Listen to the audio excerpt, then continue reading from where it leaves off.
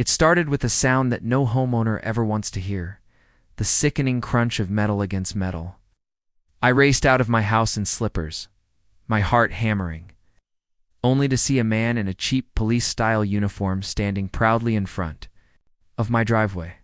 Behind him, my car, my hard-working, freshly washed Ford F-150, was smashed into the corner of my own fence.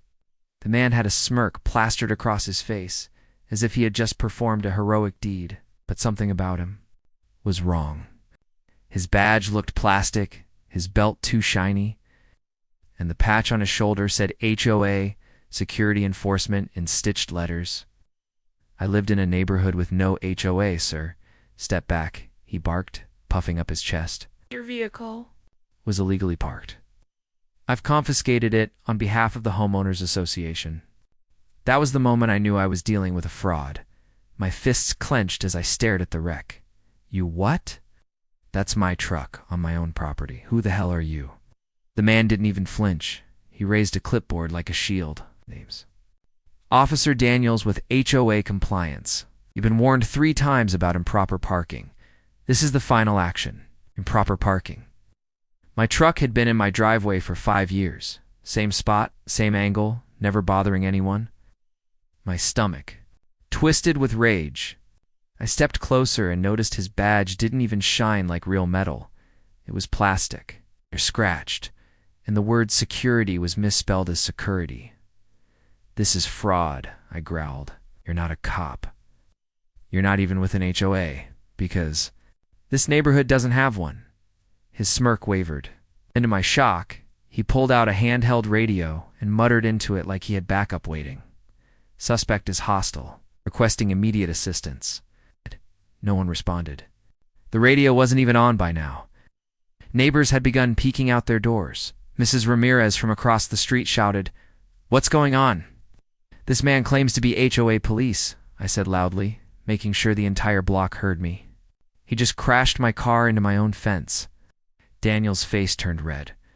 "You're obstructing an official investigation," he snapped. "If you don't comply, I'll have your property seized." The audacity made my blood boil.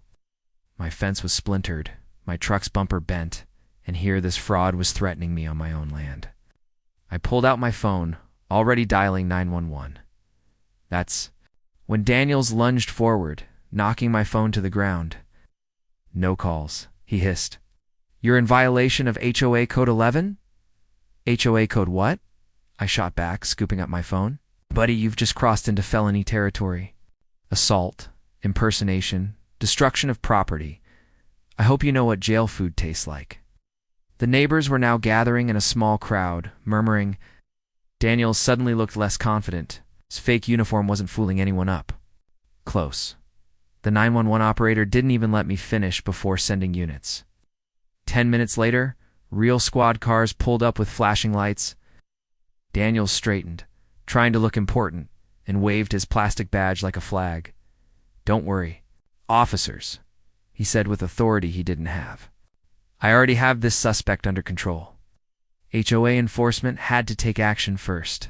Oh, the officer in charge, a tall woman with sharp eyes, frowned. "HOA enforcement? Sir, there's no HOA jurisdiction here. Step over here now." Tried to argue. "I'm authorized." I was sworn in by Katiak. The officer interrupted. She grabbed the badge, squinting at it, then held it up for the other officers. "This is a toy store knockoff." The crowd of neighbors erupted into laughter. I didn't even bother to hide my grin. "Sir," the officer said firmly, "you're under arrest for impersonating an officer, vandalism, and trespassing." But Daniels wasn't going down easy. He bolted. Daniels sprinted down the street, his shiny belt flapping awkwardly. For a moment, it felt like a scene from a comedy show. The officers gave chase, and neighbors shouted encouragement like it was a football game. "Go get him," Mr. Walker yelled. One officer tackled Daniels. In front of the Johnsons' yard, he hit the grass face first, muffled curses spilling out as they handcuffed him. The plastic badge popped off his chest and landed in the dirt. When they hauled him back, the officer asked me, "Do you want to press charges?" "You're damn right I do," I said. "He destroyed my car, my fence, and assaulted me." He's been scaring this neighborhood with his fake authority." The neighbors nodded in agreement. Turns out, several of them had been harassed by Daniels before. He'd knocked on doors demanding HOA fees in cash, issuing bogus citations for things like grass too tall or mailbox crooked.